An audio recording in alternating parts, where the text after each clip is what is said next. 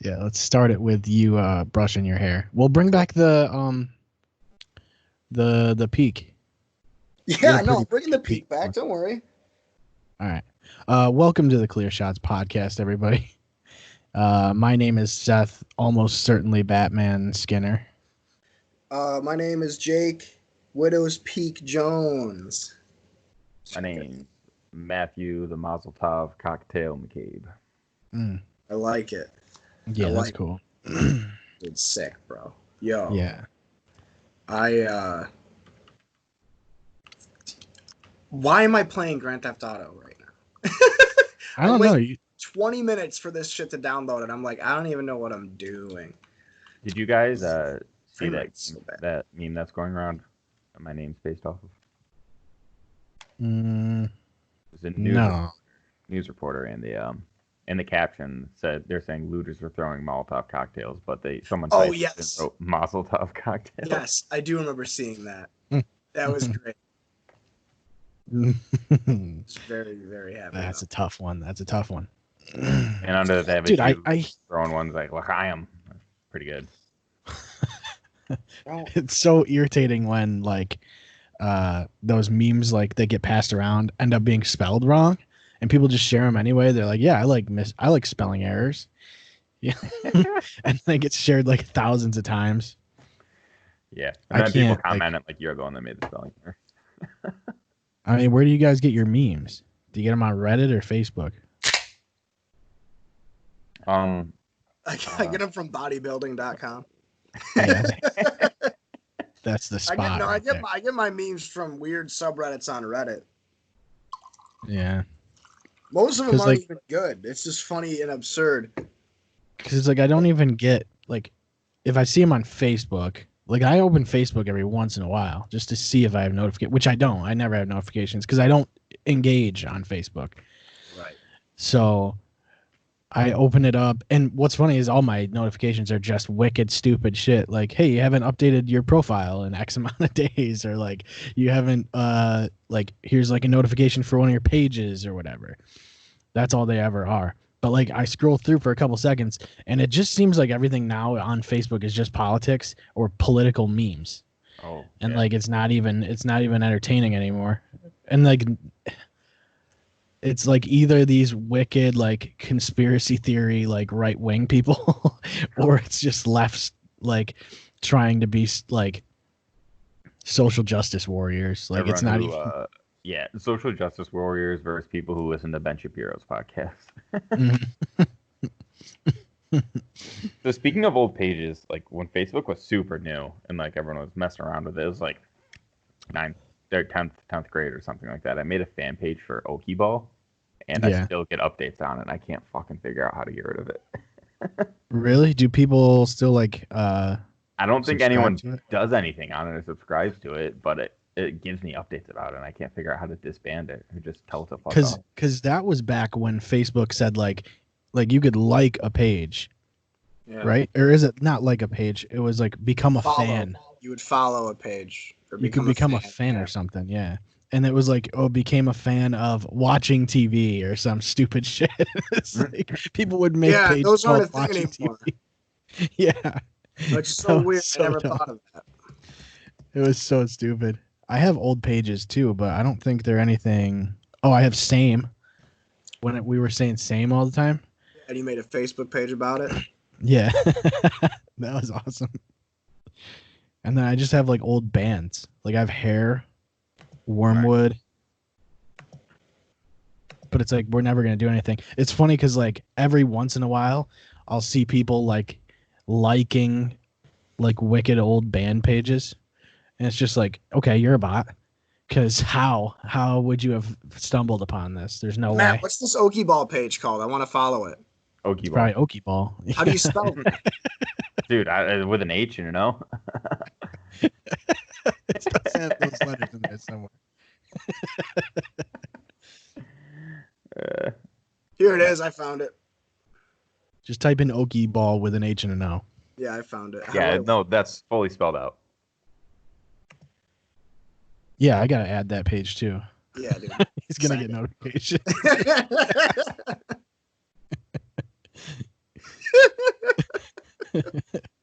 You start shit posting on it. That's all I'm gonna do, man. Why is it auto-correcting for me? Because you're not spelling Okieball right. I'm not, I don't think. Fucking disrespectful, bro. Pages. That's so good. I love it. I feel like I'm spelling it right. It's got an H and an O, right? OHKIE ball. I'm gonna share it. There we go. Ohkie. I'm gonna do this as well. Yeah, you have. Oh, there we go. Look at that. Holy shit, man. 385 likes. Yep. Yeah, dude. 386 now. There hasn't been a post since February 26, 2019. Bro, you got to get back on this. What happened in 2019? 2010, actually. 2010. I meant 2010. I was gonna say. Almost 500 Okieball fans. Whoa, dude. That was the latest update. 301 students enjoy Okieball. That's legit. Liked by Okieball. Oh, shit. You liked it yourself? Did I? Yeah. I could say I'm a fan of my own work. It's a good page. I go here for all my Okieball memes. You should start making Okieball memes, dude. 10 years too late. It's the only page I ever visit. Yeah, what are your hobbies? I frequent the Okieball fandom on Facebook. Well, I got to bring back the same page, too. It's funny because, like, if you just go to same, every post is just me posting same. Like, that's it. And then people like it for no reason. I got to bring that back. Because I used to just say same to everything. You know what I mean? Same. And at a certain point, you like say it enough times where it's not even like you're not even saying same. You're just going to like you're just like basically starting the word, and people understand. I know it's contextual at that point. They know. I mean, you got to just they understand where it's coming from. You know, You've built it. You've ingrained it. You know, it's a learned. It's I an wish there was a acquired skill. professional Okieball league. I wonder if there is. Is that the one that you play on scooters? No. Which one's the one where you play it on scooters? Bombardment? No. Jailbreak? Maybe Dodgeball on the scooters. It was dodgeball with pins in the back of it. That was bombardment. No, right? it was like Okieball. I think. Because there was the one where it was lined up. The pins were lined up, and you could either win by stealing all their pins or knocking down all their pins. Oh, yeah, that's right. And then old man would yell "Okie, Okie, Okie," and then you could like go halfway onto their court or something like that. Dude, that was so dope. Because you'd like be sliding to dodge people's tags and shit to knock over a couple pins. And you just slide in and knock over as many pins with your whole body as you can. Dude, that was the best fucking shit. I'm thinking about it right now, and I literally could not think of anything that was more fun than that. I loved the there was like another dodgeball that was like 4-square dodgeball. Or like I know there was mat ball. We would play mat ball, which was basically it was a kickball with mats, like giant bases. Yeah, 4 or 5 of me. The only good way to play mat ball was when you played it with Parat. Is that what his name was? Where it was either Parat or Parat was like the bald dude. Yeah, it was either Parat or Green because I had one of those two, but they made it so you could only stay at each base for one pitch. So that way you didn't have people sitting at the same base. Or maybe you had to try and steal a base every time or something like that. Oh, really? He forced you to do that? Because people would probably just stand there. Oh, it's a lot of people did. They would just stand there. Dude, I was trying to get home, bro. I was trying to slide home.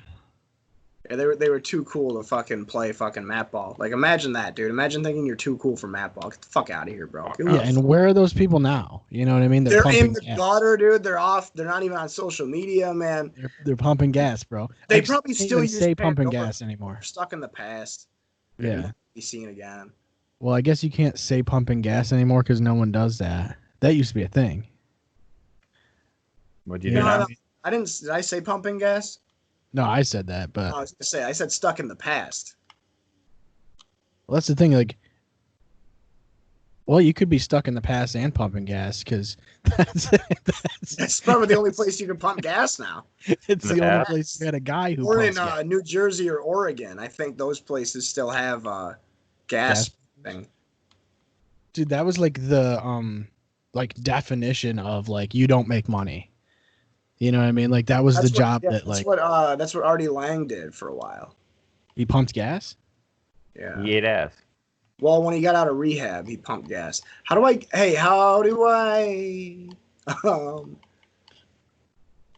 get my car back if it's been impounded in GTA? What do I You do? go to the impound. You delete System 32. You literally go to the impound and you just pay like $75 or whatever. Dude, what other games were sick in high school? Like, 7-Up, dude. 7-Up was sick all the time. Dude, 7-Up was cool because you could play it in the classroom. It wasn't. 7-Up like wasn't cool. The only cool thing about it was that you weren't doing classwork. That's actually correct. Yo, catch me playing 7-Up right now. Two people, the three of us. Dude, everyone would cheat playing 7-Up because you could just like put your head over the edge of the desk Yeah. and then you'd look at their shoes. It was the shoes every time you'd give it away. My parents taught me how to cheat at 7-Up. My mom was a pro, dude. She could have gone pro if she wanted to, but she stayed home. I mean, I feel like she just didn't have the dedication kind of thing. Like she wasn't like a locker room guy. You know what I mean? It's one of those things. Like no, she was too much of a team player. That's what her coaches said. She focused too much on propping her teammates up than working on her own skills, and it kind of it made her fall behind a bit relative to the competition. You know. Yeah. So. No, that's maybe if she tough. was a little more selfish and a little less of like a locker room gal, she would have gone pro. But you know, everyone still speaks highly of her. You know, so it's fine. You know, she likes where she is in life, and you know, she doesn't think about the past. No, I think with 7-Up, like you gotta stay dedicated, like you gotta stay on, you know. Like if you slack off at all, like you're just gonna fall behind because people get good at 7-Up real quick. Well, and that's the thing is that the game's always changing, so you have to keep playing to keep up with the trends and stuff like that, you know. Mm-hmm. That's what I mean. And like guys, like careers aren't very long because it's a demanding sport. So like, you only play for 5 or 6 years, and like you're gonna come out, you're gonna have a couple concussions, 1 or 2. You know what I mean? You got to walk out with your facilities intact. You know what I mean? Like a Henry Cejudo character. It's sort of like when you think of it, like you can only take so much wear and tear before you realize that trying to go pro isn't worth it anymore. Like you could try to go pro and ruin your body, or you could give up when you get satisfied, and then you can save your body and you have less wear and tear and less tread on the tires or whatever, so you can like teach instead. There's a lot of money. It's not as much money as like being a professional competitor, but being a professional teacher, I mean, it's consistent, and it's still a path to the Hall of Fame, and I think that's what everyone's goal is, Well, it's like you got to be dedicated too. Like I feel like I feel like you start learning the game.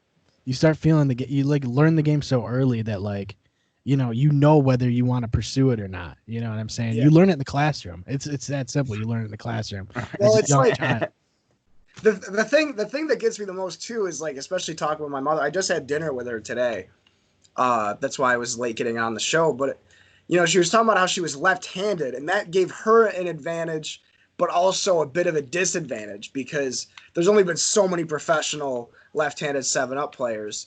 Mm-hmm. And so while they all dominate, they get figured out quite fast, sort of like this, the Legion of Boom Seahawks or the no-fly zone Broncos of the past few years in the NFL. Like, they dominate for 2 or 3 years, and then they just, as soon as they get figured out, as soon as they learn how to hit your pitch, you're done, Well, that's the thing. Like in Pro 7-Up, you can feel guys' pressures. You know what I mean? Like you know what their pressure's like. When your thumbs up and you feel their pressure, you can tell like who it is. You know, they have like a signature pressure to them, and that's years of scouting. Like that's scouting, and you know, just like doing your it's experience. Really, is what. And on the flip side of that too is the fact that you can't unlearn that. You know, like Kyle was telling us about how he changed his pitching form. And Right. like he was talking about how long it took just to do that, but to try and fix your pressures when you're hitting the thumb, I mean, you might as well just give up on the sport if you try to do that. Like, I mean, you might as well just start from square one. Sort of like the drummer from Meshuggah when he learned how to play bleed, he had to start from the beginning. You know, got to relearn it. How to play drums. You know, right? Yeah, it's a tough thing. Like I don't know, you got to work on your footsteps. I mean, there's like. You got to be quiet. You got to be quiet. You can't have heavy feet because they'll pick you out. I mean, those guys, those pros, they'll pick you out. Yeah. It's and then a it tough just gets sport. back to the wear and tear, you know. That's what I mean. And it's the real athleticism too when you think about it. Well, I mean, you gotta walk around. You got to push dudes' thumbs down. The other guys have to sit.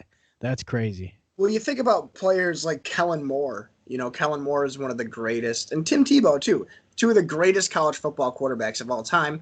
They didn't make it in the NFL, but, you know, Kellen Moore is doing his part by becoming a coach. You know, you don't get the fame or the notoriety, but you get a pretty good money, pretty good gig. But you're still doing what you love. It's hard to not get good at it. Like you're playing it all through grade school. You're playing it through middle school. You know, you're playing it through high school. You're playing it through college. It's like you're even playing it at home sometimes, you know, on family game night. You know what I'm saying? You're playing 7-Up. Everybody does that. But like when you get to a professional level, it's a whole nother ball game. It's a completely different ball game because you got teams, you got, you know, coaches, you got scouts. I mean, it's a whole other level. Yeah, man, for sure.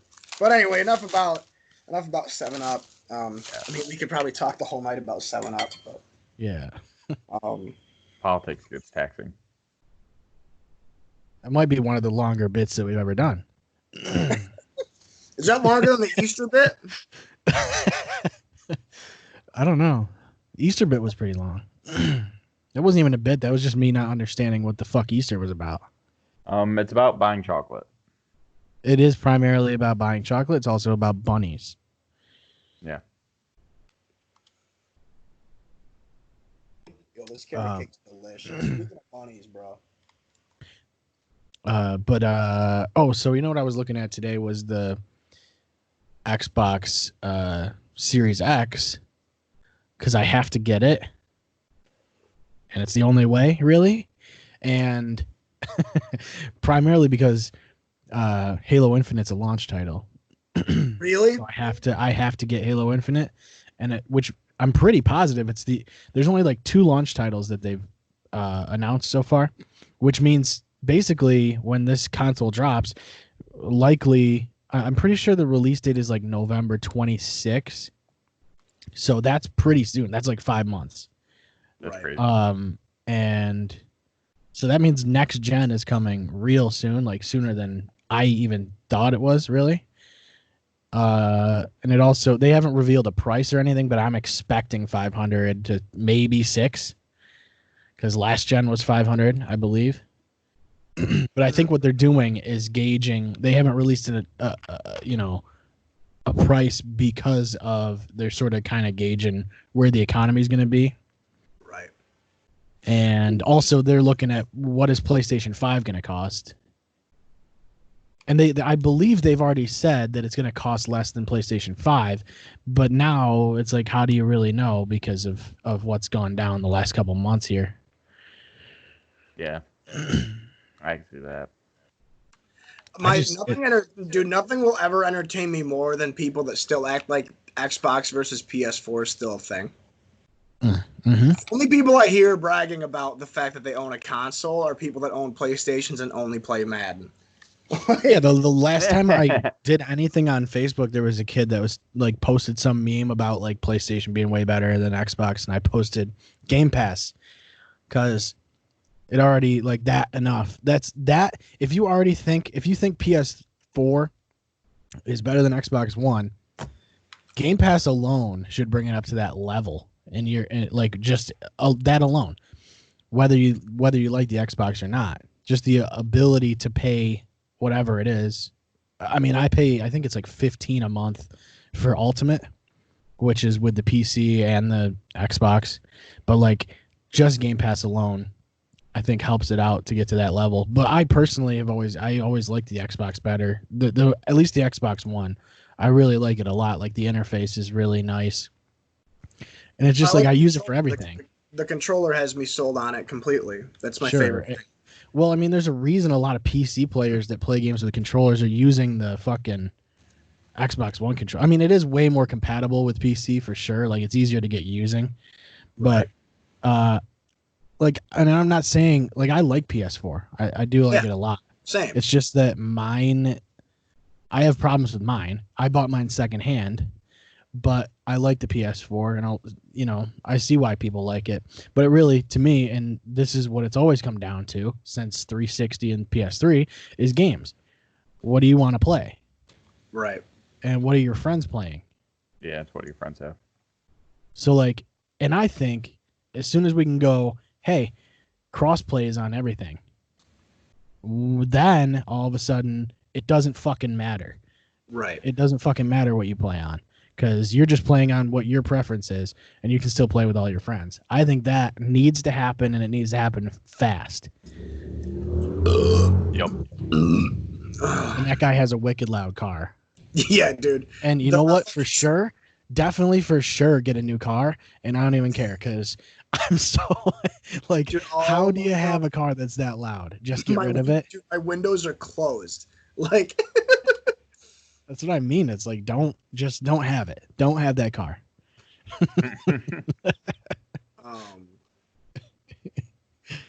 Right. Hang on, I gotta get more weapons. But that's what I mean, though. It's like, I think it, like I said, it all comes down to crossplay.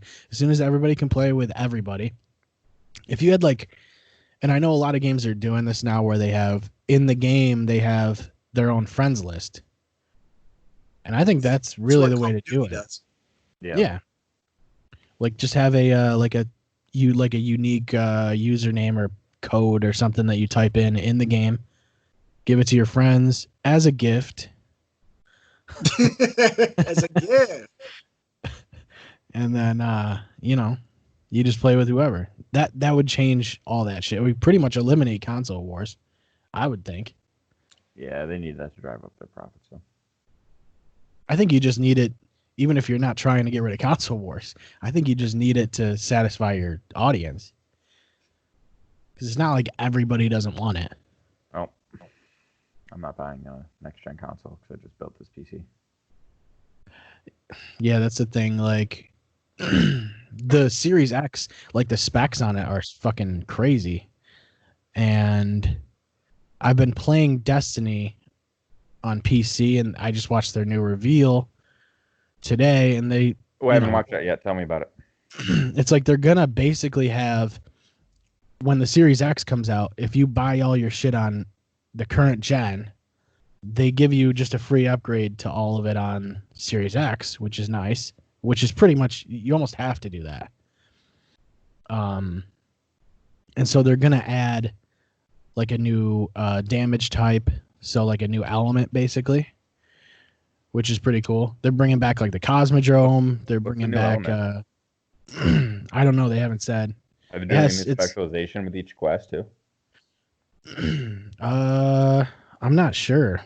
They put like out maybe 30-minute like reveal out, and they talk about like a good chunk of it, but I haven't played very much like this past season, and I just started playing today because the new season came out. Yeah. But I just hope that they move away from like bounties and all that shit. Like, it gets very boring the way it's structured right now. So repetitive. Right. But I'm just excited. Like, I don't know if I want to stay on PC and buy this new expansion, or if I just want to buy it on console and play it on the Series X, because I've already moved from Xbox to PC on Destiny 2, and I don't know if I want to switch back again. But I think it would run better on this Series X than it would run on my computer. Yeah. The Series X has better specs than your computer does? Oh, for sure it does. Yeah. I would say so. It's got, I mean, let me see if I can pull up the specs. Probably has better specs than my laptop too, though. Guaranteed does.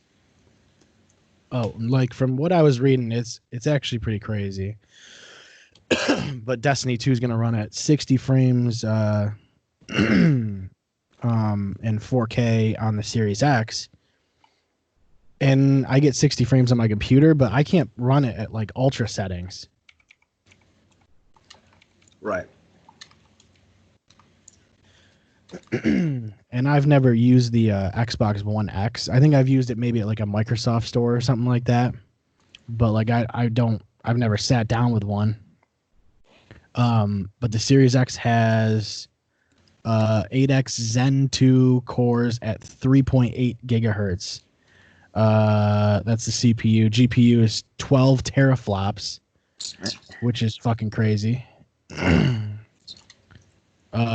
Memory 16 gigabytes. With the teraflop. Teraflop. I forget actually. I remember looking it up. Yo, I got so much carrot cake. Nice, bro. It's so fucking good. I'm gonna eat this whole fucking thing. I shouldn't. So a teraflop, 1,000 gigabytes is a teraflop, basically. It's got a 14 teraflop CPU. What did you say? It's a unit. It's a unit of computing speed equal to 1 million million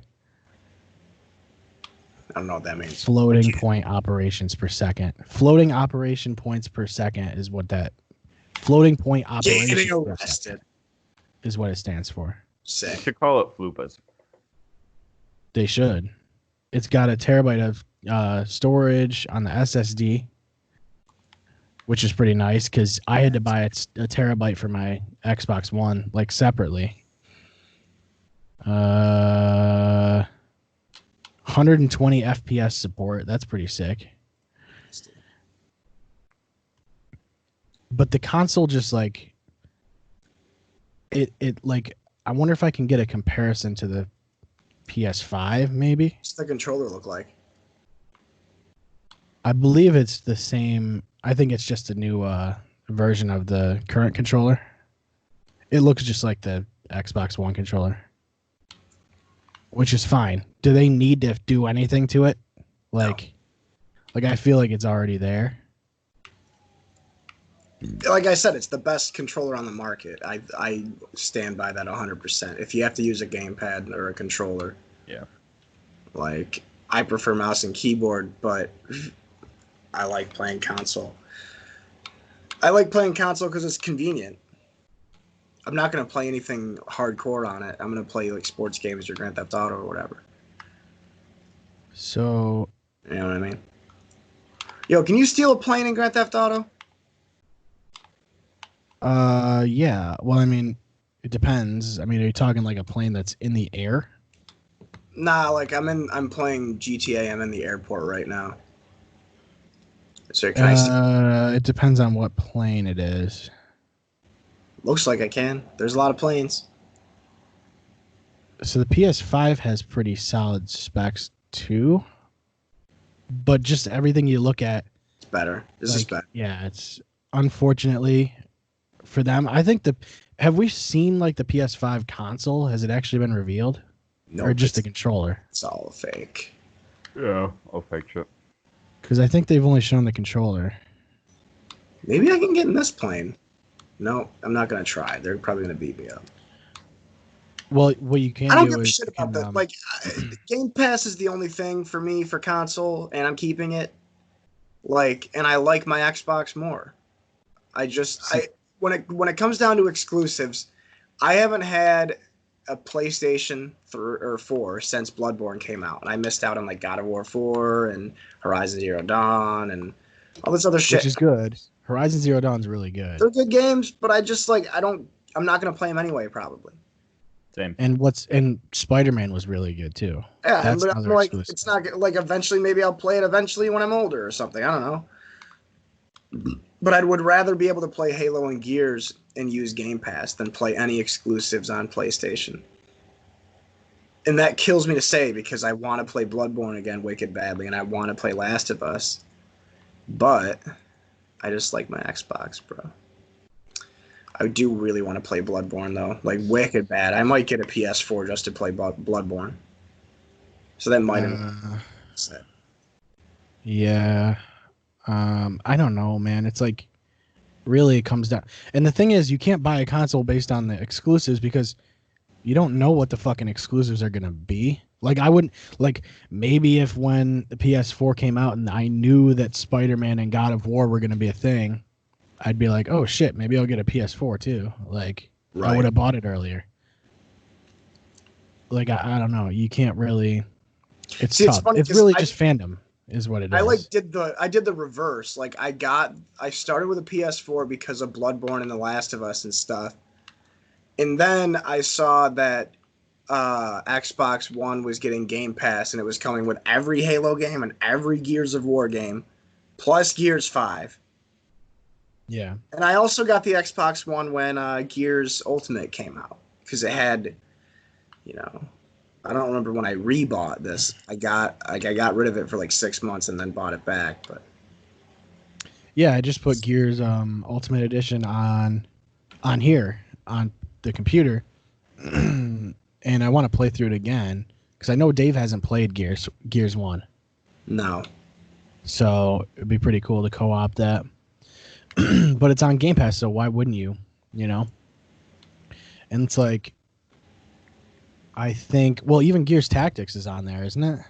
On Game it's Pass? on computer. It's only on computer. No, I haven't played that. I didn't beat it. I had to make room for Halo, but it was so fun, man. It's really so good. Have you played that yet, Matt? No, I haven't. It's like a Gears of War XCOM sort of game, but it's so good, dude. It's like a turn-based, like, tactical strategy game. It's like XCOM or like Blood Bowl or Or like Pokemon. Like Pokemon. Divinity, I guess. Divinity would be the other game. Dude, I found a plane. It's one of those ones that flies. Oh, sweet, dude. You can go into the military base or whatever. You can break into that. Fort Zancudo or whatever. I would not live. You got to do it quick. You got to do it fast. Because you got to like get in the plane like immediately. And you have to jump with the car over the fence to get into the fucking base. And then not get blown up. I won't make it to the base in a plane. They'll shoot me down. I've only done it a couple times. Where is it? I'll try it. It's not even worth it. You get like the fighter I'm jet. just gonna shoot up everyone on the pier, dude. Yeah, just do that. There's a fucking festival going on. The fucking Fire festival. The Ferris, yeah, the Ferris wheel is lit up. They're like, "Yay! Congratulations, class of 2020!" And then I'll come down, rain on the parade. I wonder if I could just have the plane land right on the pier. How do you hit your parachute? So, did you guys see that movie trailer that I popped in the group chat with whatever his name is that plays Mac? Being a video game developer. Yeah, I did see that. What's that called? I think it's the name of the game or whatever. I can't remember. Oh, something with like kings or something with dungeons or something quest, I think. Something, yeah, like that. Yeah, I remember reading exactly about that like a long time ago. I remember it being revealed. I think I saw it on like the Sunny subreddit. I can't think of the name. Something Quest for sure. Harmon Quest. No, it's not. Harmon Quest is a good time though. It is a good show. But on that realm of ideas, I'm pretty excited for Baldur's Gate, the new one that they're developing. Yes, dude. Baldur's Gate is gonna be good. I've been saying I want like a dungeon crawler for a while now, and like they have PoE and stuff, but like I don't know. I don't want something that big of a scale. Right. I guess once Diablo 4 comes out, it'll take that. You should play the other PoE. You should play Pillars of Eternity, dude. It's called it's made by the Mythic same people that Quest. make Baldur's Gate. Oh, is Mythic Quest Raven's Banquet. it? It's such a fucking extra name. What's that game called? Pillars of Eternity. It's made by Obsidian. Get the first one. The first one is amazing. It plays just like the old Baldur's Gate games, and it's probably like a 50 or 60 hour game, but it plays off the same rules as D&D. Awesome. So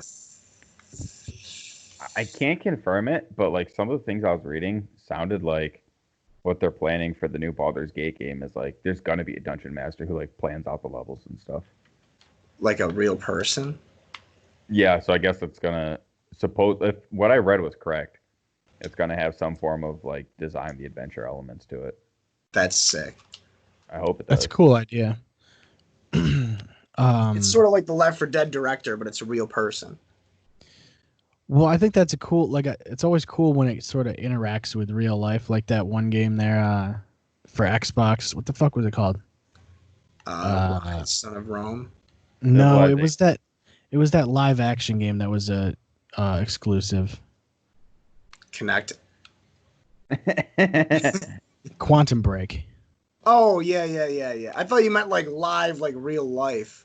So like it kind of is. So like the fans are able to like vote on what happens in the story. Oh. That's pretty sweet. I didn't know that was like that. Yeah, it was when it first came out. I mean, now it's just what it is. But I also saw that System Shock is getting a remake. I thought that got shut down. Did that not happen? Apparently not, because there's a pre-alpha demo out now. Sick. System Shock is really good. Did you guys ever play those games? I did not. I played the original, and it's tough to play now. But the second one's a really good time once you like download the remaster. Like the redid. I don't know, not like an overhaul mod, I guess is what you would call it. Like it just completely changes the whole game. Mm-hmm. Yeah. Do you have a Skater XL? Me? Yeah. No chance, dude. I don't even know what that is. I have Skate 3 on Xbox One. Dude, I should buy like the same thing. The skate games on my PlayStation. So XL is. I think you told me to get Skater XL, which is why I won't play it. Yeah. Yeah. Yeah, it's really good. It's like like the control scheme is a little different than Skate, but it's more like it's less like locked animation kind of thing. So you control each foot, which is really cool. So each stick is a different foot. So you can like there's no like every kickflip looks fucking different, which is really, really cool.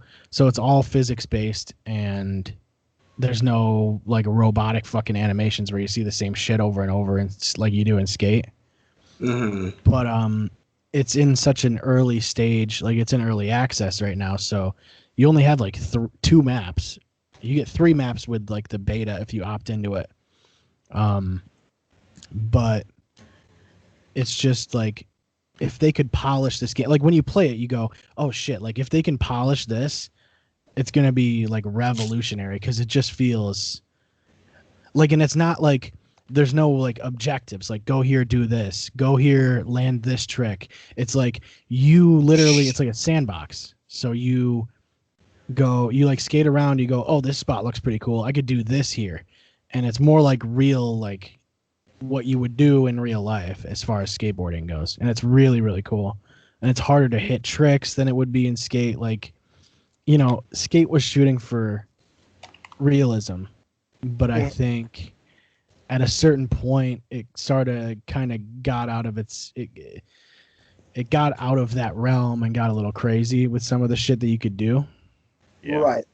How much can you do with realism in a game like that when it's just like the wall between realism and doable is like in reality? And it's like sure, you know, like people who are playing it certainly want to do crazy shit. Like they just want to do more and more crazy shit. That's naturally what's going to happen, I think. And I don't know. I think it's tough because skateboarding isn't as big as it used to be, I don't think. Yeah, no chance. So, but I feel like there's a market for people who want to play skateboarding games. There still is, I think. Well, they're remaking Pro Skater, so. And they're remaking 1 and 2, which is cool. I'm going to play the shit out of that. As long as they do it right. As long as they don't fuck it up.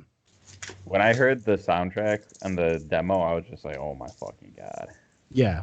Just all they need to do is give you that soundtrack, like the top tracks from 1 and 2, which they did because they couldn't get all the licenses to, every fucking song. But all you need to do is take those original games, which everybody fucking loved, just reskin them and make them look nice. Don't play with any of the mechanics.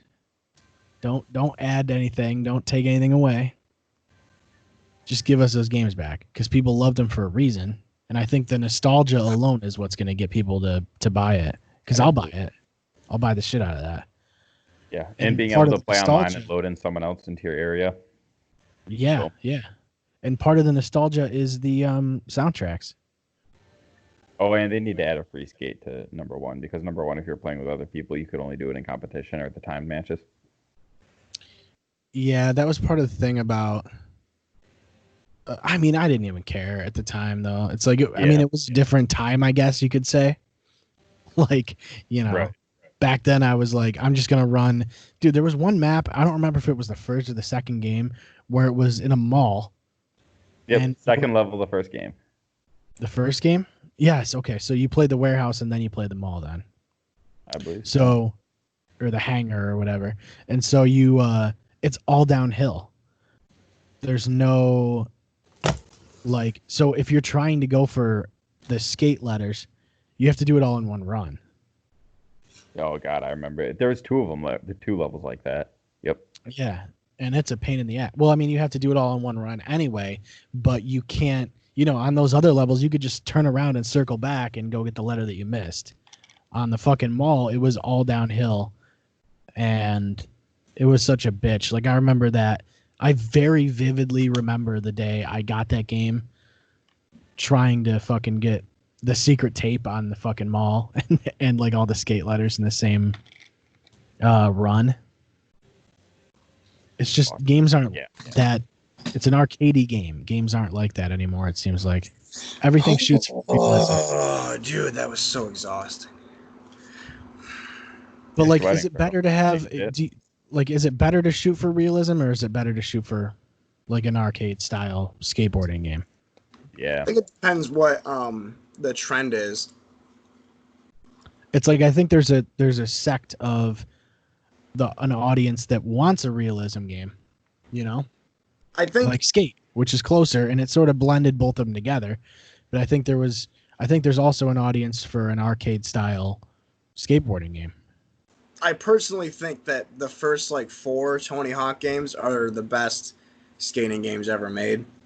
I played so much of the 4th one. I felt it was. I thought that was great. Skate's a good series, but I don't have as much fun playing Skate. It's a better game, but I don't think it's as fun. I like Skate more than Tony Hawk games. I also only had the first Tony Hawk, so I only had a PS1. 3 and 4 I played so much of. And I played a lot of Skate 2 and 3. Like, don't get me wrong, I played a ton of Skate. I actually might re-download that again right now. I need to figure out a way to play Pro Skater 4. I just got to figure it out. I don't know if I could emulate it or... There's got to be a way to emulate it. But I haven't played it in so long. You might download I just have to. And be like, you know what, I kind of want to play Skate. See, that's the thing is, like, when I do go back to Skate, I play it for a little while, and I'm like, okay, well, I've done everything I wanted to do. That's my issue. I have a lot of fun playing Skate with other people. Sure, yeah. But how I often? think that's why I think Skater XL would be nice to play with other people because you could go, oh, hey, check out this spot over here. Like, let's try and land, X to fucking X on this rail. Right. Whereas in skate, you're just like, oh, I can do that because everybody can do everything in skate because the mechanics aren't that hard to learn, really. Right. But like I said, it's a weird genre. Just like with anything, though. You can have, simulation and you can have arcade, and they're completely different things. And I think there's an audience for each one of those things. There's an audience that wants a simulation football game, and there's an audience that wants a fucking NFL blitz. I think with those two, the audiences are way different, though. I think a lot less people want an NFL blitz type game. I think that's the case because there's a bigger audience in general. I think there's a bigger football audience than there would be than a skateboarding audience. So obviously they're going to be more divisive. Yeah, well, I'm just saying. I would say honestly, probably half of the skate audience wants an arcade, and the other half wants a realistic one. Maybe I would probably lean more towards a lot of people want more skate games, like more realistic games than arcade. I feel like sometimes I'm in the minority when I say I prefer Tony Hawk, but I'm also not a skater. You know what I mean? I know Matt, you skated a lot. Seth, I know you did at least a little bit. That's a good point, though. I think if you have skateboarded, you're probably more likely to want a simulation game. Yeah. I mean, I'm fine with either, honestly. I prefer arcade games, but I know if they make a Skate 4, I'm buying it like day one, like without a doubt. Okay. I think if you played XL, you'd really see like the potential in it. You know what I mean? Like you'd be like, oh, okay.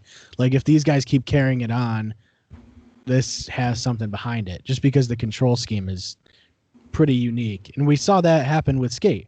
We saw the control scheme completely change, where you're now using like fucking your analog sticks for a lot more than you were in anything else. And you couldn't do that with the original games, because when did Tony Hawk 1 come out? What console was that? The original? PS1, I think it was 1997 or right. 98. So you didn't have. I don't even think it had analog sticks. No. So you got to use face buttons for everything. Yeah. So they couldn't even have made a control scheme that way. No. Or it would have had to have been rudimentary, like Tekken, like how Tekken is like square and triangle are left and right punch, and then X and circle are left and right lag. Mm-hmm. They would have had to do something like that, but it would have made it less fun. That's why there's not a lot of simulation games on consoles that old. Yeah. Like for its time, Tony Hawk was the most realistic skateboarding game. But that's because they were a big fish in a small pond, really. Like what were they going up against, Fucking Dave Mirra? Well, even GTA has that sort of weird dilemma where they go, okay, do we want to go for realism, or do we want to move toward like a Saints Row sort of like crazy fly all over the fucking world kind of fucking like style of gameplay? Right. Because it is a different thing. And I think GTA needs to focus on realism, because you already have a Saints Row franchise and a Just Cause franchise, like where games are just they're off the rails on purpose. But how big are the audiences for Just Cause and Saints Row? Saints Row, I think, is big. That's a good I question. didn't realize how many people liked Saints Row 3 until they announced that they were remaking it. Yeah, I agree. I had no idea that people actually liked those games that much. Sure. Well, how big are they in comparison to GTA is the question. They're nothing. There's nothing. Right. Because GTA it's so weird. It's a game that everyone knows. Right. It's a household name. It's like Call of Duty and Minecraft. Yep. Like Grand Theft Auto is up there. And it never used to be. It used to be, once it was marketable to children and children were playing it and people got desensitized enough to let their kids play it, that became it. Well, I think a lot of it too comes with the fact that if you're 12 or like if GTA 5, we said this about Minecraft, Seth, and Matt, you might have been on that same episode.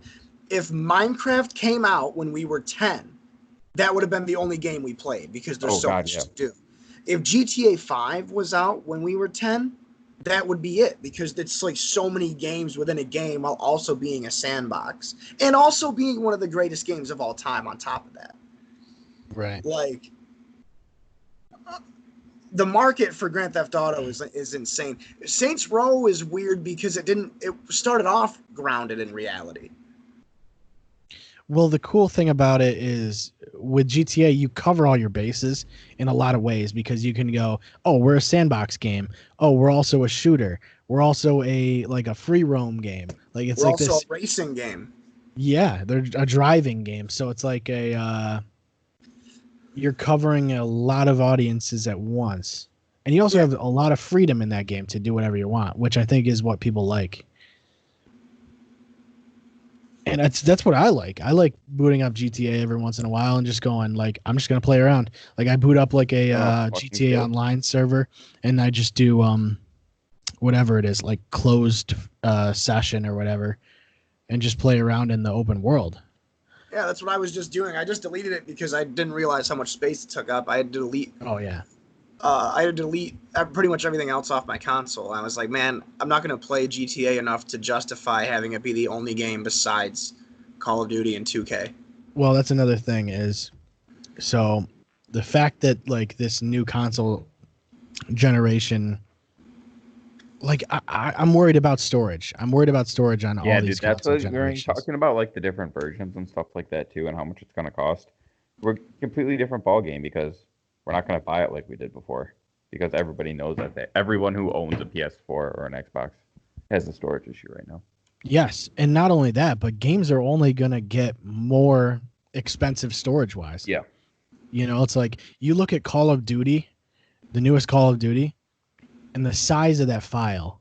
Dude, I'll look at it right now because I was just playing it, and I can justify it because I play it a ton. You know what I mean? But I think it's the assets are look, the game looks really good. So in order for it to look that good, you have to have a lot of resources. But the thing is, with a game like Destiny, which is gigantic as far as like how many worlds you can travel to and visually how good it looks, it's like, yeah, you have to have all this fucking space. So if you have Destiny 2 and you have Call of Duty both on your console, that's your entire console. Yup. I had to delete Destiny to download Final Fantasy. That's what I mean. It's a gigantic file. So where the fuck is it doesn't tell me how big the games are. I don't know how to do that.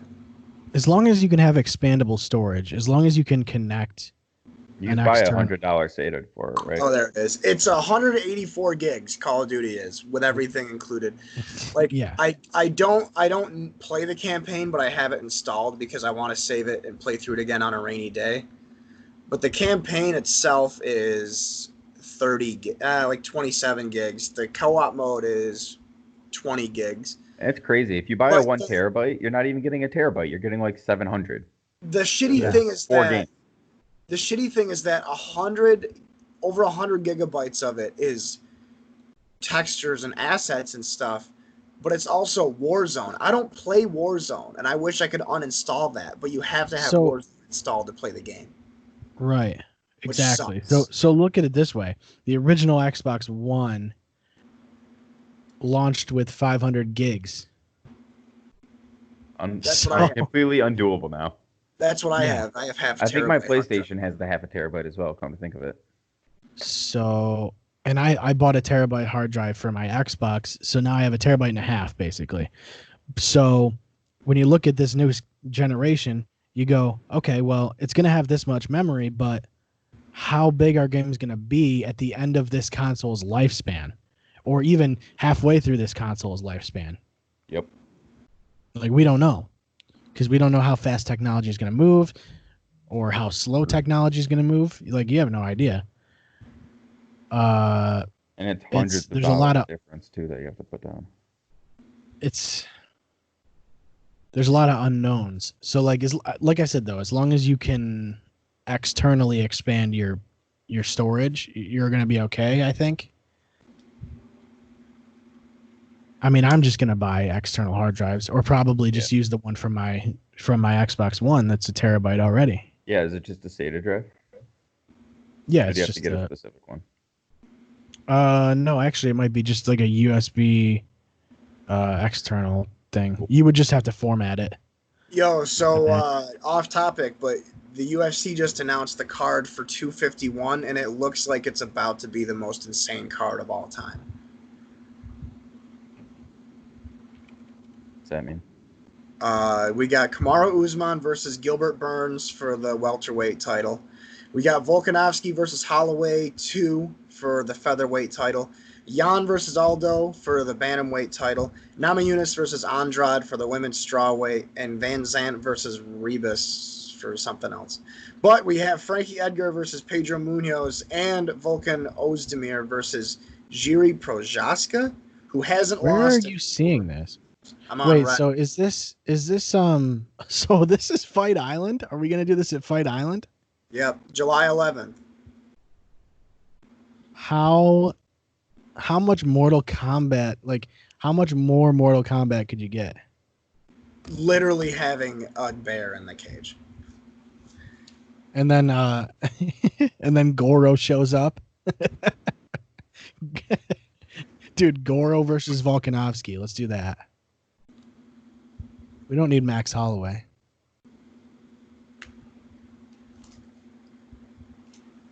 Yeah, I'm thinking of Four Loko still. I'm also playing through the Metal Gear Solid games again, and I'm on Metal Gear Solid 2 right now. Did either of you guys play that game? I watched my brother play it when I was young. Metal Gear Solid 2 is pretty good. Pretty solid. Yeah. So can we take a second to appreciate how awesome Garbrandt's knockout was? Oh yeah, dude. Because that was ridiculous. I mean, the dude was faster than a lot of people I've ever seen. And it was like right at the buzzer. I mean, I've never seen... I mean, that was just insane. Like the fact that he's coming back from losses, like multiple losses. Like a 3-loss skid. And then he just goes, oh, cool. You're smoked at the end of the fucking second. Yeah, check this out, Matt. Wraps around instead of penetrating, he's kicking the leg of Rafael the Sun side. Yeah. So this is like at the end of the second or third, maybe? End of the second. The Sun Sao attacks the body late So in the right round. here. Are you good? What? Dude, absolutely smoked. In the round. Dude, the day after. The Sean O'Malley fight was great too. Oh, that was good too, yeah. So, it's gone. All he did, so he faked a left uppercut and came over with a straight right and just dropped the guy.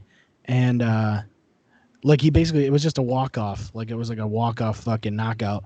And it was just the, like, cleanest looking right hand. There you go. Yeah. Check this one out. So if you watch it, like even if you watch it in slow, dude, this kid is crazy though. He's throwing spinning kicks and shit, and he just smokes him with it. So it's a fake left. His face. Yeah, that's quick too. God damn. Yeah, he dropped him hard. Yeah, that was a really fun card to watch. Just like it completely like changes that whole division too. It's so crazy. But I was like, when I saw that knockout, I was like, oh, that's knockout of the night. And then Cody goes, oh, cool. Hold my beer. That might have been that Cody knockout was one of the best I've ever seen, dude. I'd never seen something like that. It was so fat, just lightning quick. So clean. Surreal. But it's nice. It's nice to see Garbrandt like fucking get a win, really. Yo, Garbrandt's my boy, no doubt. He's one of my favorites. I've liked Cody for a long time. I just felt bad that he Lost his chin. He couldn't beat TJ. Yeah, TJ was on steroids the whole time. Exactly. But that's the kind of shit that you watch for, though. Like that's the reason you watch the UFC. Those kind of knockouts. Right. And even Aljamain Sterling's finish, it was, I mean, the whole card was great, actually. Yeah, I agree. Aljamain put him out in like the first round with a rear naked choke. And you don't get rear naked chokes that often anymore because that's such an easy move to defend on paper, like compared to a lot of other moves you can see. But yeah, but Aljamain, like, kid's so good. I mean, he's training under like he's in Matt Serra's gym. I'm pretty positive.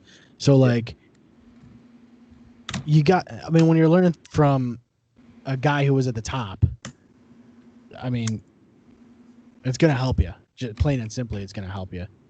But I saw that as soon as he pulled him to the ground, he put that body lock on, and that was it. Like once that body triangle was in, it was over.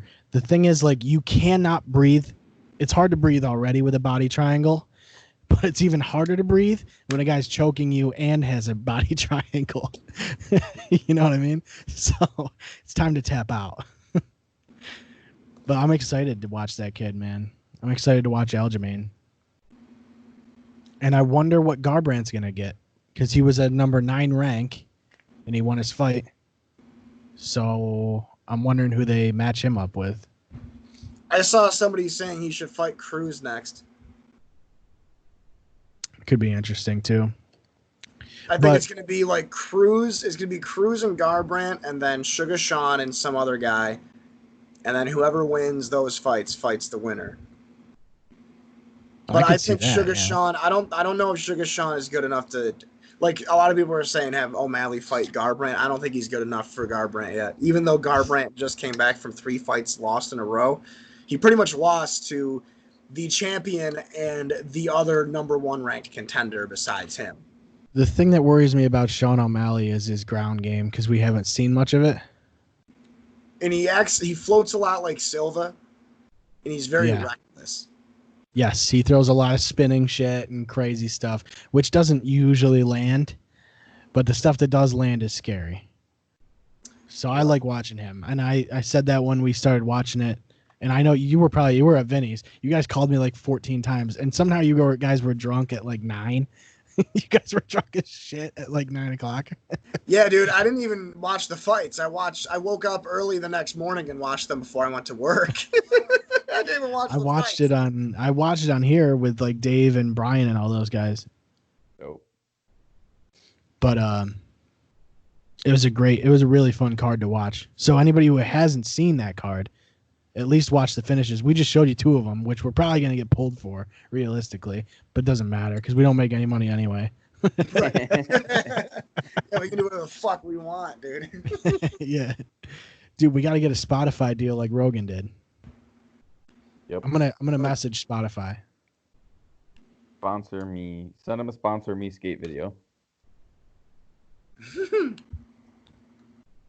What's interesting about that whole deal, and I don't know if we talked about it, I think we did, but he's moving to a different platform so Spotify,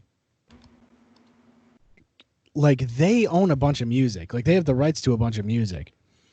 So if you're on that same platform, you might be able to get away with playing music on your podcast. If you're a Spotify exclusive podcast. That's interesting. Yeah. Because I know for a fact that we host on Anchor, and we are able to take any music from Spotify and put it into our podcast in post. Right. So that means that, like, say we wanted to, like, right now, if we wanted to go, cut to whatever fucking song, we could actually do that. But it would only show up in the audio version of our podcast. So on YouTube, if we played it, we'd get pulled, obviously. But if we did it right now and we said, hey, let's play fucking, Sublime, let's play Santeria or some shit, we would be able to play it in our audio version. So anybody who's listening on the audio version would hear it. So it's interesting to me to see, like, I'm wondering what was in his contract and if he's able to do that kind of thing. And also with YouTube, it's a bot that looks at all these things, that reviews all these things. So I'm wondering if in his contract he goes, well, this needs to be a human that reviews this and determines whether or not it's fair use. Right. And determines whether or not to use it. Oh shit! Because that's what's interesting to me. I think he's moving away for a couple of reasons. One, because he got like over $100 million to do it.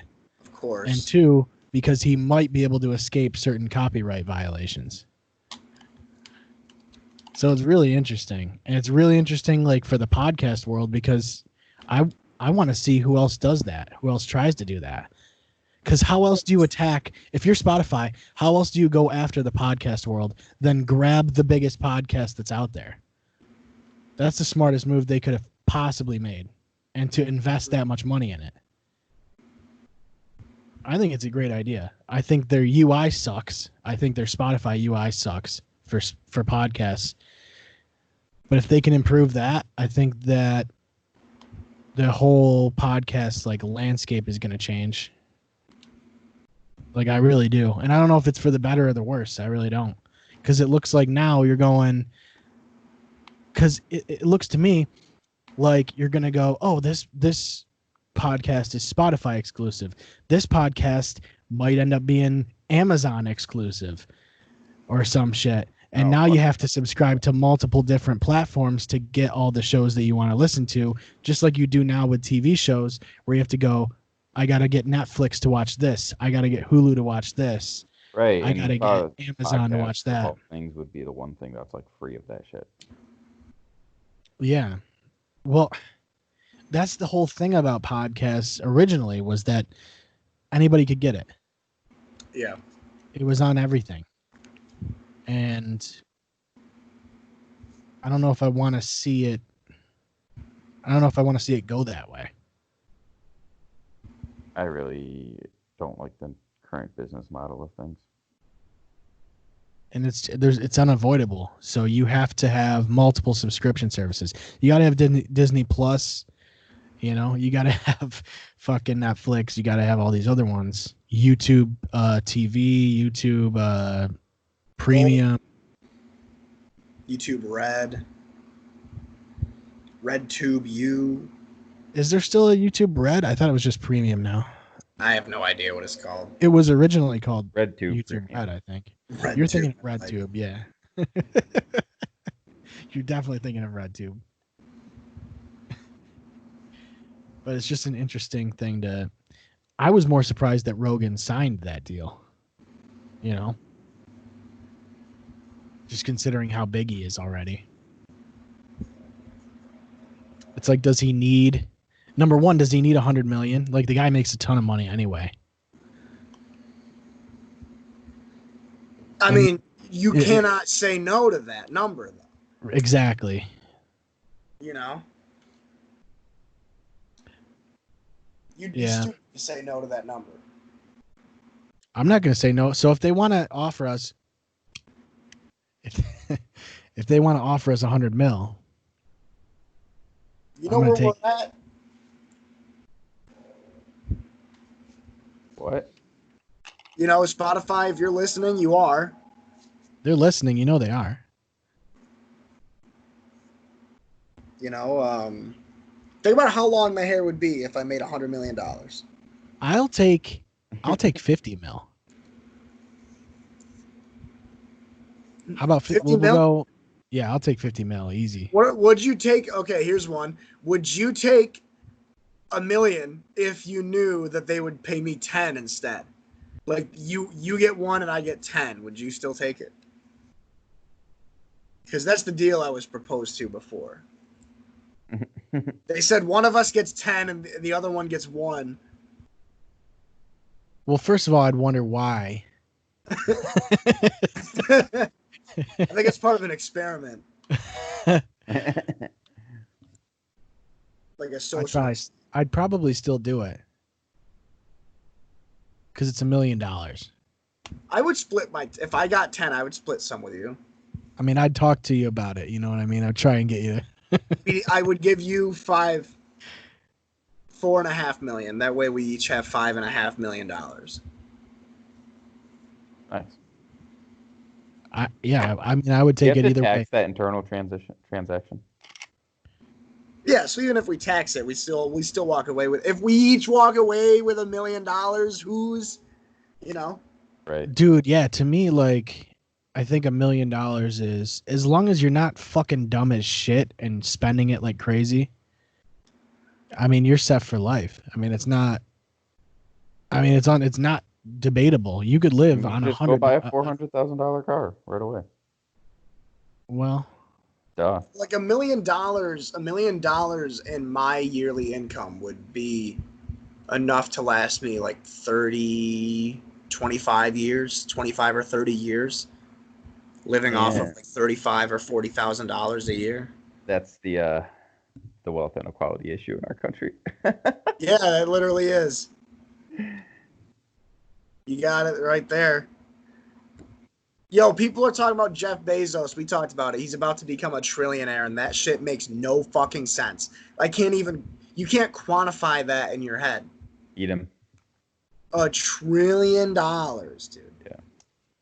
No, there's a number where even after $1 billion, I don't know that there's really any like legitimate understanding of how much wealth that actually is. Oh. Right. And I think even after you surpass like 10 million, it's like I said, you can live on that. I mean, that's it. You can be done.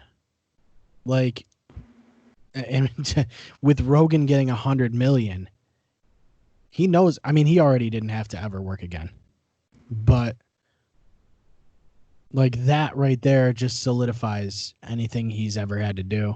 So it's like, yeah, if you're at $1 trillion, I mean, it's almost incomprehensible. If you had $1 trillion, you could buy like all of the NBA. Like you could buy the entire. You could buy half a planet. You could buy, $1 trillion is. Why, dude? Why do you need that? You don't do that. Don't do it. And that's the thing. It's not about what you need at that point. No. It's about what you want. And it's about power. He still doesn't give all of his employees paid time off for health. And this is that whole thing too. Like when you get a certain amount of money, people are on your ass, man. Like people are going, okay, you have a lot of money, which means you have a lot of power. So this is the whole Epstein thing, right? Have you guys watched the Epstein documentary on Netflix? No, I was advised not to. So, yeah, you don't need to. You really don't, because you probably already know most of it. Yeah, he was a pretty cool guy. He's a cool dude. Yeah. Seems like a nice guy, like overall. You know what I mean? Yeah, man. But like I think when you get a certain amount of money, it equals power in this country at least. And so in this world, I think there's companies coming to you when you have that much money. I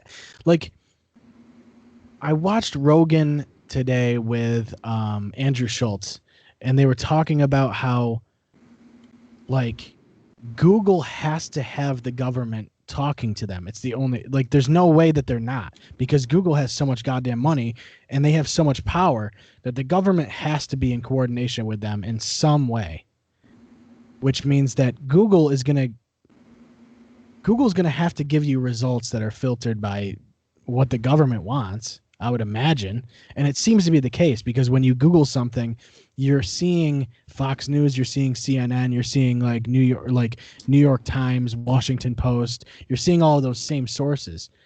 If you Google something, like when I Google something, I want to just see anything relevant to it. I don't care what source it is. I want it to be something valid, but I don't want it to be CNN or Fox or MSNBC.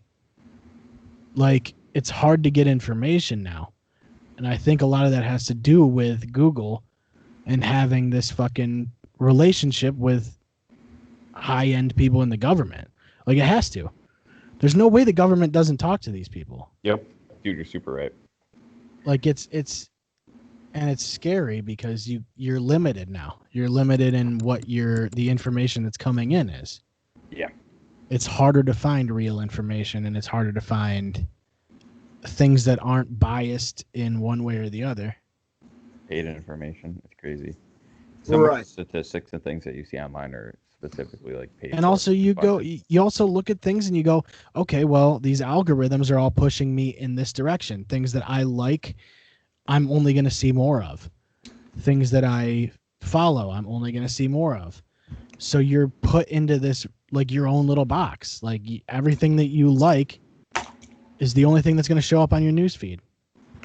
So you're never getting a contrary opinion unless you talk to someone in the real world, which doesn't happen very much nowadays. Right. It's scary. Government's keeping you inside for control. Yeah. I worry about the state of the news because I just think people get too caught up in their opinions and they read things that support their opinions and they never look at any alternative information. Mm-hmm. I always like the idea of watching like YouTubers that are like maybe not even to the level of like a Ben Shapiro or like, I don't know, like someone who just voices their opinion on the left or someone who voices their opinion on the right, and watching both of them and then going, because every time I watch both, I go, oh, okay, I see what he's saying there. Like, I understand why he feels that way. And then I go, oh, let me see what this guy that's a left winger thinks. And then I go, oh, okay, I can see it from that perspective too. So no one's wrong. The big issue is that a lot of people all want the same thing. They just have different ways of getting there. Yes. There's two different, well, unfortunately, there's two different paths. And in my opinion, there should be fucking thousands of different paths to getting there because everyone has different ideals. You can't agree with you can't agree with what the left says, everything the left says. You can't agree with everything that the right says. It's impossible. Your personal ideals cannot line up with that. It's just impossible. So there needs to be the two-party system, and it's been fucking beaten over and over and over, needs to go. Oh, yeah. Absolute nightmare right now, too. You just can't have that. And it only divides people. And I was thinking about this recently. Donald Trump, whether you like him or not, Pretty good guy, yeah. he has divided the country, and it's undeniable. Yeah. Not because of who he is and not because of what he's done, but because of the fact that the left and the right are just getting pushed farther apart because of who he is and why he got elected, how he got elected, like what he stands for. It's pushing the country apart. It wasn't this far apart when Obama was in. Yeah, there was a left and a right, and they were pretty far apart, but not like this. Yeah. Gotcha. And it's, like I said, it's not necessarily his fault, and he didn't do it on purpose. I think he's just a bag of shit. I don't think he's a good enough public speaker to even be able to unite the country. No, big shit. I just think it's an unfortunate. Able to do it. It's a result of who, like, his explode, like how big his personality is. Well, I used to actually really support him, and I just don't. I can't anymore. I can't even like pretend to. I just can't do it. Dude, I watch I watch some things. I watch certain things of him talking, and I go, okay, I kind of am starting to like this guy. And then 3 days later, I see some other shit, and I go, oh, never mind, because the guy's kind of a piece of shit. It just bothers me, man. He really bothers me. Bad news. His lack of compassion is what really gets me. It just does not, like. Oh. I don't know. Pretending. And it's bad because, like, he kind of disappeared when all these riots and shit went down. So he goes, like, he basically, like, went and sheltered in his bomb shelter in the White House, is from what I've heard, at least. And he claimed that he was only there for a couple hours, but, like, when shit got real, what did he do? He fucking hid. And then he said he was inspecting it. So that's the guy. And then they tear gas and clear out all the peaceful protesters in front of it, so he can take a picture with a Bible in front of a church. With the Bible, right? Holding it up like a fucking. How is any proclaimed Christian okay with that? It's a fucking prop to him and nothing else. It's absolutely disgusting how all this shit's going down. And his idea was to clear people out so he could take a picture and be like, hey, some people are mad at me, but remember, I like the Bible. I'm holding it in this picture. It's disgusting. And then the head of the Lutheran Church in D.C. even said, we don't want you here. You don't have permission to do that. Like, they publicly spoke out against him. Someone actually asked him, like, is that your Bible? And he goes, it's a Bible. I think it's just so insulting how he just uses that as a prop. And the only reason he did that, too, like, you could just easily tell, like, hey, don't forget about me, my supporters. I like God, too. And I don't know, man. I don't know how anybody can look at that and go, like, objectively look at it and go, yeah, that's my guy. Right. I don't know. It's like kind of scary. Who are going to the Black Lives Matter protests and stuff like that right now with the Trump flags and stuff, like, what is Trump? How are you protesting this right now? Everything that's being said is logical. There's a counter protest at the one I was at yesterday that tried to come through, and they just got completely ran out so quickly. They were dissolved, and they didn't even chant for more than a minute before they got dissolved. It's crazy. And what we were sitting there what the speakers were saying was like, we want to reallocate funds because these cops shouldn't be dealing with mental crisis, all this stuff. We want to reinvest in schools. They shouldn't be using military weapons and stuff. Super simple, reasonable things that any rational person can, even if you aren't 100% on it, they can be like, okay, that's a good point. It was not out of the question at all. And these people just come up waving Trump flags and stuff like that. Like, what are you doing? You got no argument. You got nothing. This shouldn't be, this should not be a party issue. No. This should be a humanitarian issue. And I think it doesn't need to be divided. Everyone should be in agreement on this. It's 2020. We should be fucking understanding, like, that this is a thing. Like, there is an aggressive attitude from cops towards black people, and there's a reason that black people feel that way. They don't just feel that way for no reason. They're not paranoid. Yep. Like, this is a thing, and I don't understand how both sides are not in agreement with this. It's because everything has to be politicized now. Everything has to be left or right. And I think it's a symptom of what Donald Trump, like I said, has done, whether voluntarily or involuntarily. I think he's divided the country in a fucking crazy way. And it's crazy, too. Like, the president has nothing to do with this reform. This reform all comes from county, city, and state laws. The federal government has nothing to do with it, but he still insists on lighting a fire under it. Like, imagine the difference we'd be in right now if he had just said, this is tragic. I want to push Congress to start talking about how we can reform this. That's all he had to say. He didn't even have to do it. He just had to say it because he doesn't do anything. The guy could go down a flight of stairs and have a press conference and say, hey, this is wrong. Like, what's happening with our police? Fucking, like, it's wrong. All he had to do was step up and say anything. Yeah. And he did nothing. He could still condemn the burning and the riots and stuff and say, we need to stop doing this. We need to be peaceful and we need to come to a solution. No, didn't happen at all. Which is totally fine. And I agree with that. I think the riots are unnecessary in a lot of ways. And I see why people think they're necessary, because there's been a lot of change that has come from riots. But I don't think that we needed it. I really don't think we needed it. And I think there's also a lot of people that are just opportunists and going, hey, there's Jordans.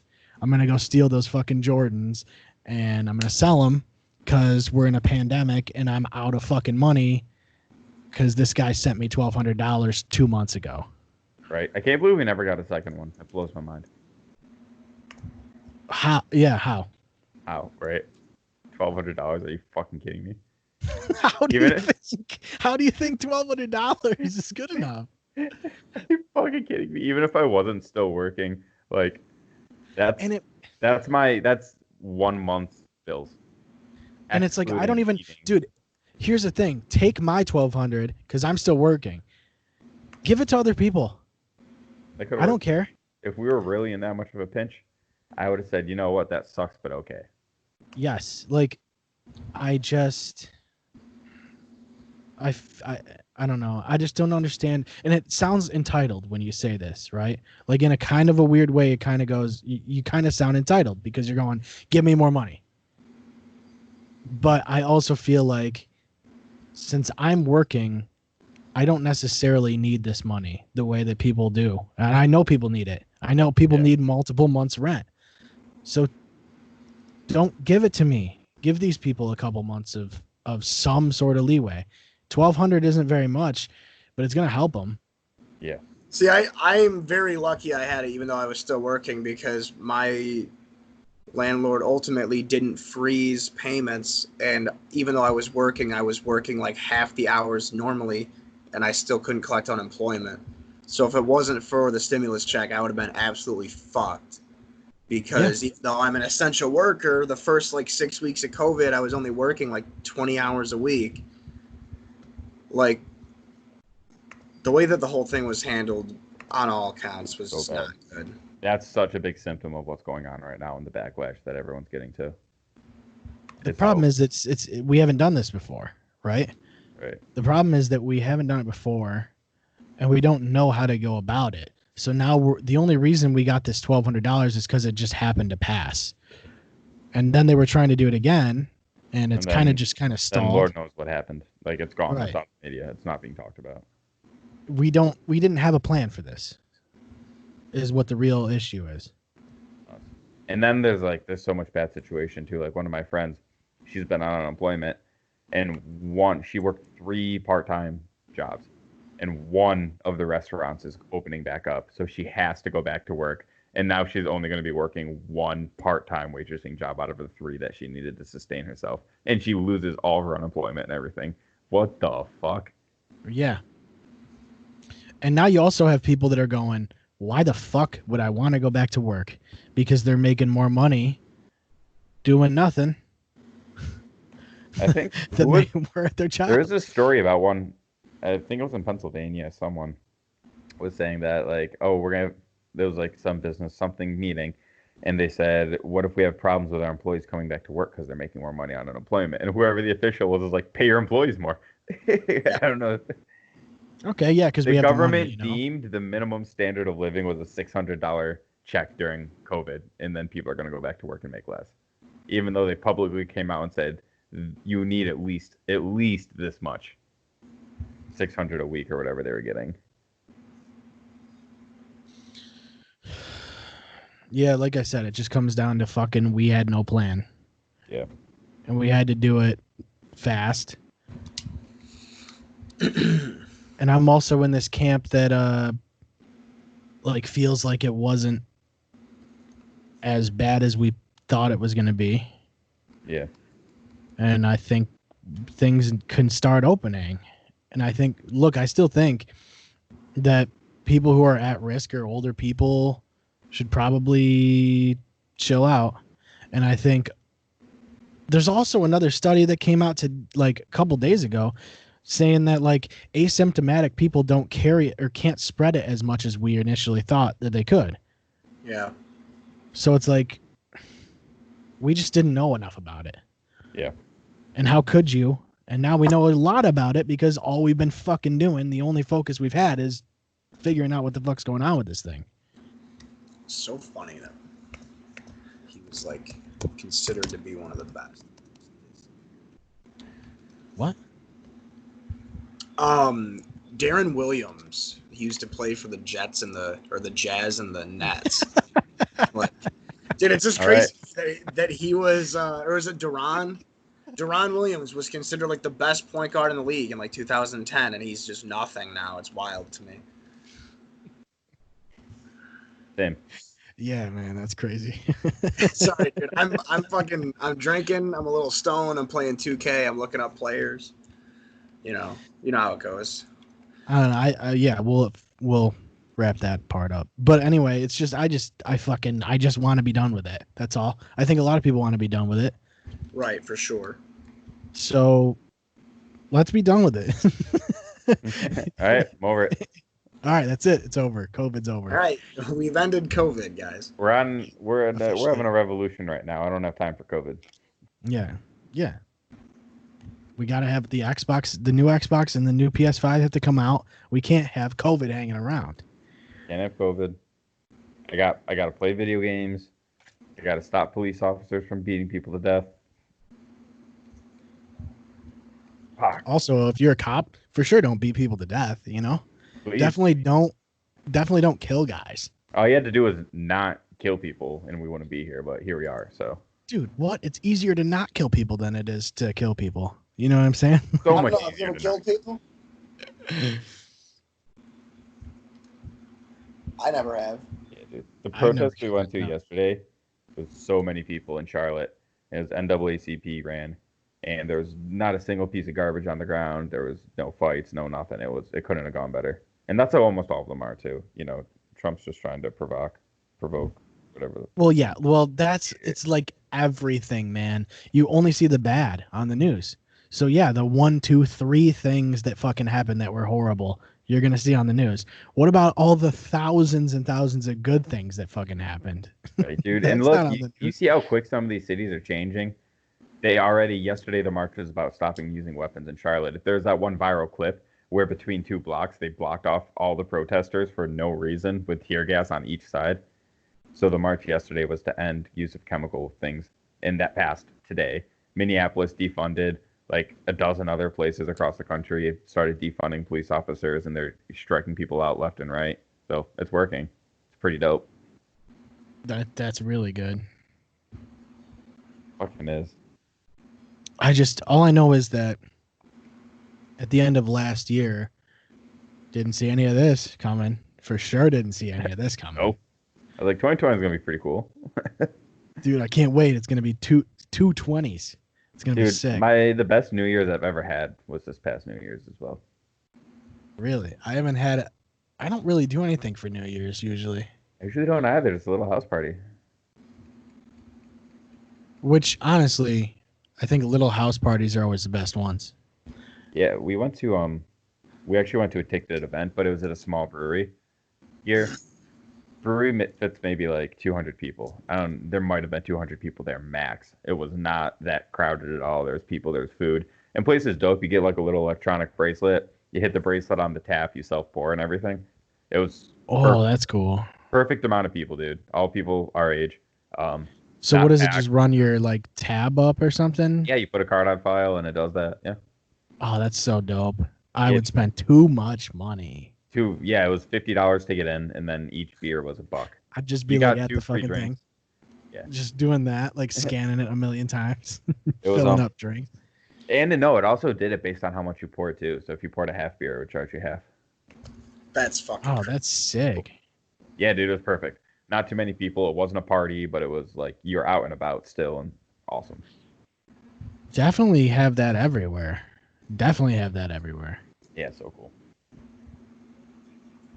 Now, do you think we'd have less bartenders if we did that though? Because you wouldn't need them, right?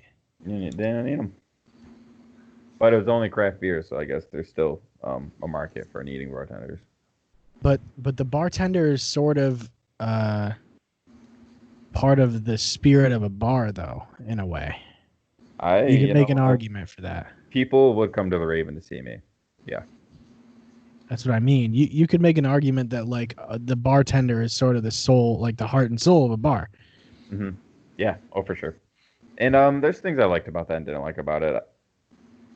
Like little hipster brewery kind of scene and stuff, but it was cool. Like it was an event area. I usually like won't go out of my way to go somewhere like that too often though. Yeah. I always felt like owning a bar would be the coolest shit to do. It would just be awesome. Maybe it's because I've watched Cheers a lot. Your job is to dry off the same glass constantly. Yeah. You lost. And have a single camera sitcom with a laugh track.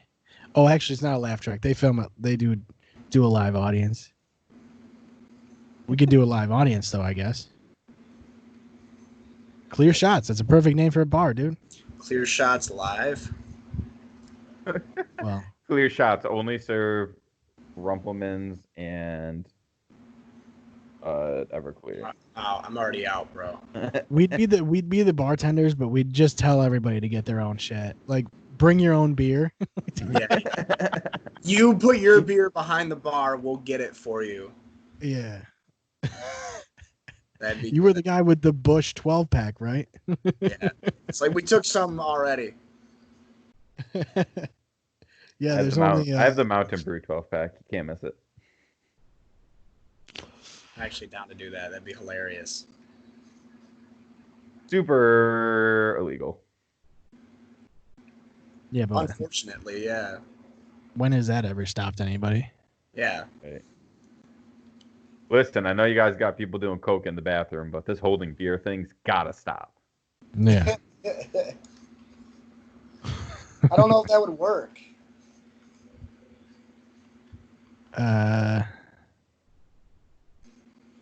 Well, what are the like bathroom? requirements of a so if you have a sport, like what's the difference between a regular bar and a sports bar? Just sports?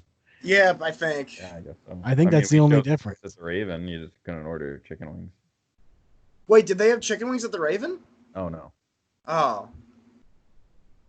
Do you That'd be have to have awesome. TVs if you're a sports bar? Like, do you have to have TVs or just baseball gloves on the wall?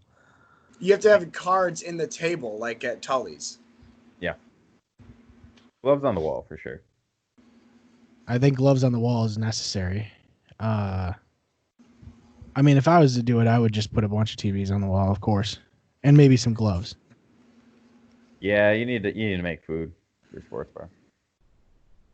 Then you have to have ESPN 1, ESPN 2, ESPN News, and ESPN 8 The Ocho on all four screens. I gotta see. Daddy's got to watch his curling. Yeah, that's what I mean. They did that shit when this pandemic started. They started doing ESPN. Like ESPN was showing like all these weird ass like obscure sports and shit, and it was pretty awesome. They literally put ESPN 8 like in the corner. Oh, It's fucking. my It God. was That was in great. Dodgeball, right? Yeah, I remember that. that movie's great. I love Dodgeball. I'd watched that for the first time like a year or two ago, and it was a Really? great time. Yeah, I loved it, dude. I never saw it before. It's a good movie. See, Yeah, that's sure. the thing is like with comedies, like there's some really, really good comedy movies, but there's also comedy movies that are just fun to like watch, just to chill and watch.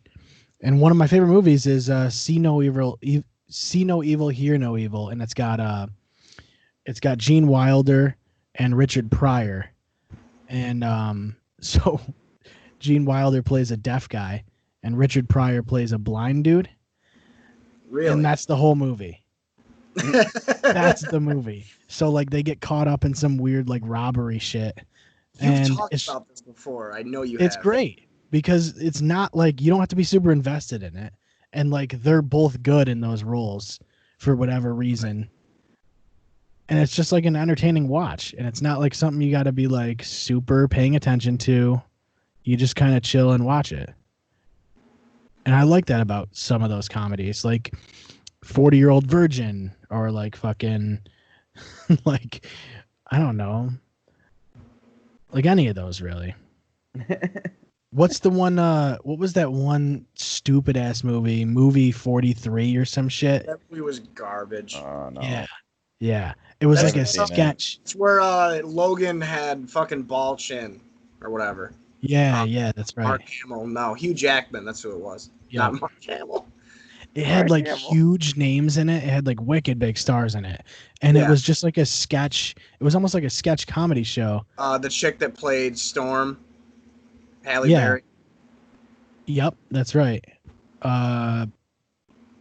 They did Oh, who's the kid that is from Jeepers Creepers?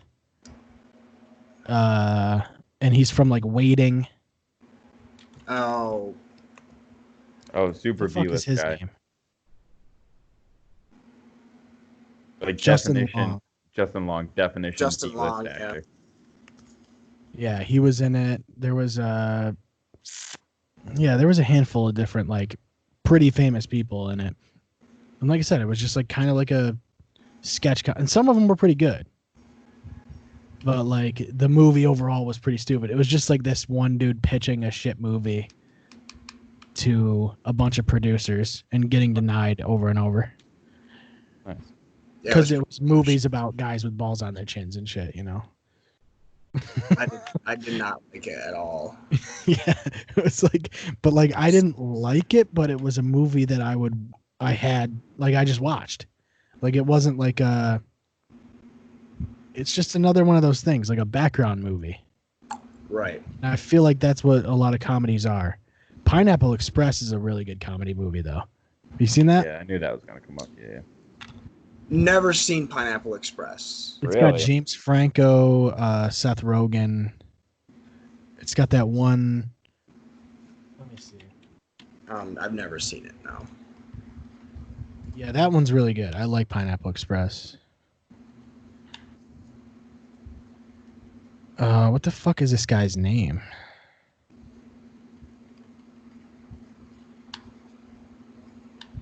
I've seen it a million times.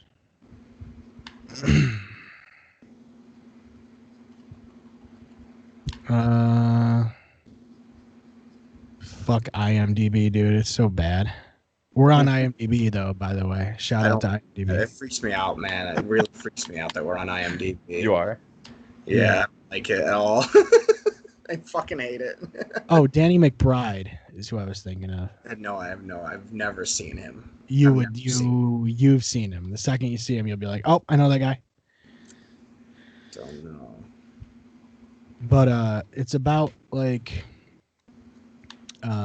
this like so James Franco's like Seth Rogen's weed dealer and they get caught up in this fucking crazy shit. But it's really just a great movie. Like it's one of those comedies that I actually pay attention to. Yep. It's a good one. It's gonna go down in history. I would say it already has. And I always bring up the one that Dave Chappelle did. Half Baked. Yeah. Never seen that either. That one's Same. good too. I haven't seen Half Baked. Yeah, Half Baked is good.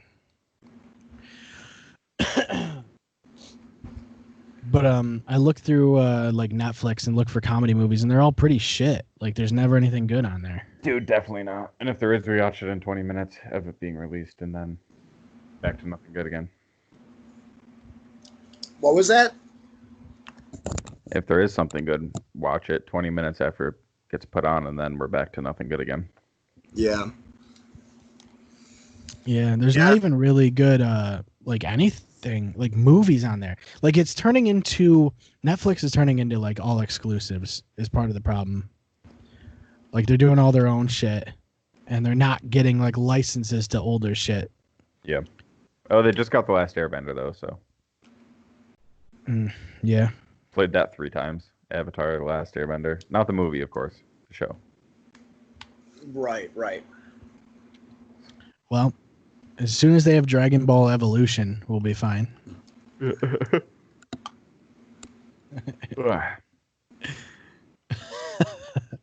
That was the biggest disappointment, I think, ever.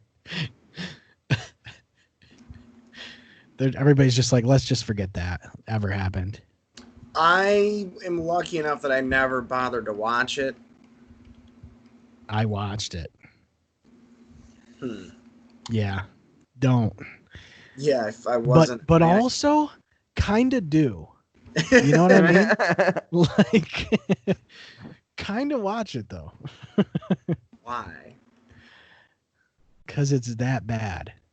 Like you almost, it's like one of those train wreck movies. Like you can't look away. Right. And also, I think people were like, "Oh, this is a Dragon Ball Z movie." Well, it's not a Dragon Ball Z movie. It's a Dragon Ball movie. It's not really, like they're thinking like, "Oh, he's gonna be fighting Frieza or some bullshit." Oh, I didn't know that it wasn't about that. It's Dragon Ball? It's Dragon Ball, so Piccolo's like the bad guy. Oh, that's fucking weird. That's fucking weird. I've never seen it. Yeah, definitely watch it. It's the worst. And put my seal on that. Okay, boys. I need to go. Yeah. To bed. Jesus, it's 11:40. Jesus. Sure is. I mean, I don't have to work tomorrow until 3, but I am exhausted. I won't get off, though. We could stop recording, but I'll stay on Skype if you're going to stay on Skype, Seth. I'll stay on. I gotta play some Path of Exile. Yeah! I Thanks gotta for being play on, with Matt. myself. I miss you. Yeah, thanks for showing up. No one else was responding, so. Here we are. I was supposed to go on a date, but I guess it got canceled. So. Oh well, you Sorry. did go on a date in a way. I did. I mean, I'm not gonna blow you. I might. Well, he might. A might is good enough for me. Okay. All right. Well, thank you for watching, everybody, listening, or whatever you're doing, and we'll see you next week.